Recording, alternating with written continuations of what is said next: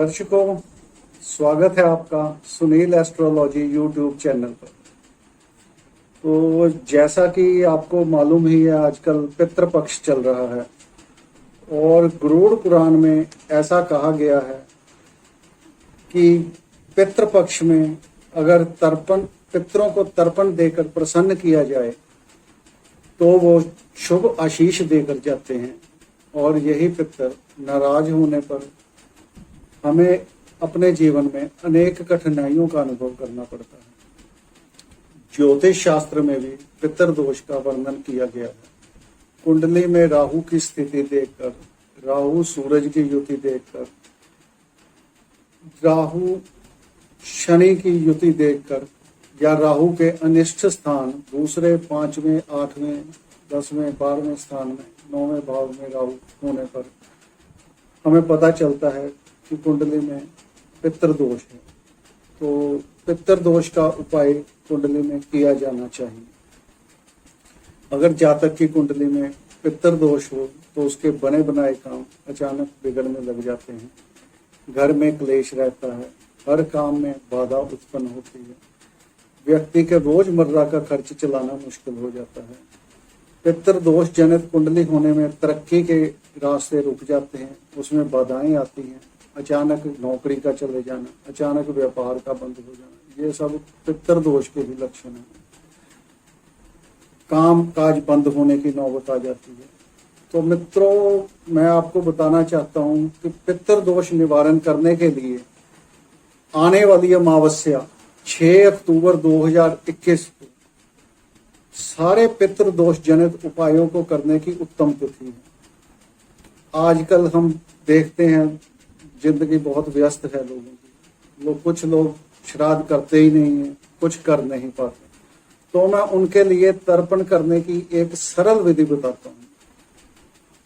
6 अक्टूबर अमावस्या के दिन आप सुबह स्नान कीजिए। स्नान करने के बाद एक थाली और एक गिलास या लोटा ले लें। लोटे में जल डाल लें और उसमें थोड़ा सा गंगा जल डाल लें। उस गंगा जल मिले जल में आप एक तुलसी पत्र डाल लें और थोड़े से पुष्प डाल लें। अब आपका, और इसमें थोड़े से काले तिल डाल लें। अब आपका तर्पण वाला जल तैयार है। उस पे ओम नमो भगवते वासुदेवाय कहकर 3 बार फेर लें उसमें। अब ये जल आपका हो गया तैयार। अब आपने सुबह आसन पर बैठ जाना है। एक थाली लेनी है। थाली में 2 पुष्प रखने हैं। उस पुष्प को रखने के बाद दक्षिण दिशा में मुंह करके आप अपने दोनों हाथ जोड़कर अपने पितरों को, जो इस संसार से विदा हो चुके हैं, उन्हें का ध्यान कीजिए। उनको मन ही मन याद कीजिए। मन में या मुंह से बोलकर आप ये कहें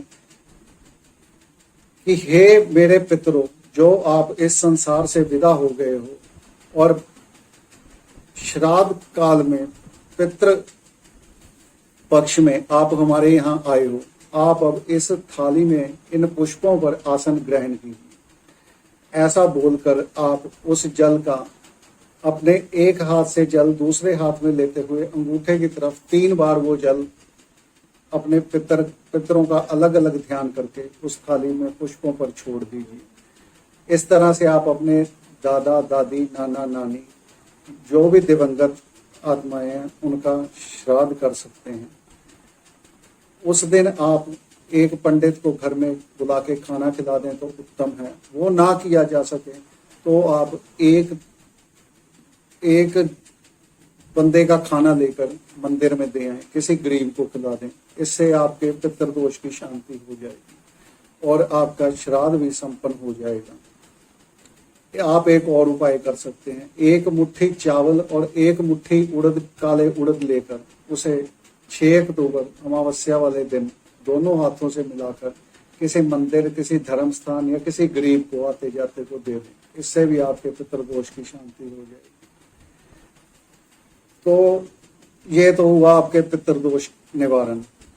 इसके बाद मैं बताना चाहूंगा आपको कि जो आप अपने ग्रहों को खराब करते हो वो आप अपने घर में अपने रिश्तेदारों से भी खराब करते हो।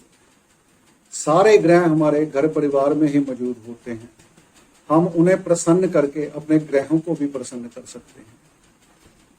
सूर्य जो है वो पिता का कारक माना गया है। हम अपने पिता को प्रसन्न करके सूर्य को प्रसन्न कर सकते हैं। अपने दादा को प्रसन्न करके उन्हें खुश रख के उनकी बात मान के अपने गुरु को प्रसन्न कर सकते हैं। अपने शुक्र को प्रसन्न करने के लिए हमें अपने पत्नी की इज्जत करनी होगी, उससे संबंध सुधारने होंगे।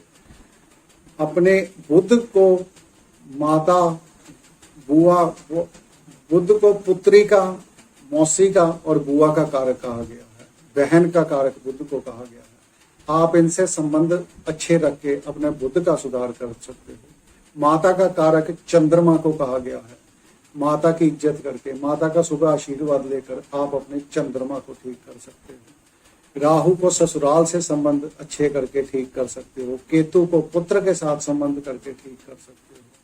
तो सारे ग्रह हमारे आसपास हमारे घर में ही विद्यमान होते हैं। आप उनके साथ अच्छे संबंध बनाइए, आपके ग्रह अपने आप ही अच्छे हो जाएंगे। हमें कहीं बाहर उपाय ढूंढने जाने की जरूरत नहीं पड़ेगी। तो इसी के साथ मित्रों, आपसे विनती करता हूँ, अच्छा लगा हो टॉपिक उसे लाइक कीजिए और चैनल को सब्सक्राइब कीजिए। और मेरे नीचे दिए व्हाट्सएप नंबर पर आप एक निशुल्क प्रश्न कुंडली से संबंधित पूछ सकते हैं। उसका निशुल्क उत्तर दिया जाएगा और जल्दी से जल्दी उत्तर देने की प्रयत्न किया जाएगा। जय श्री।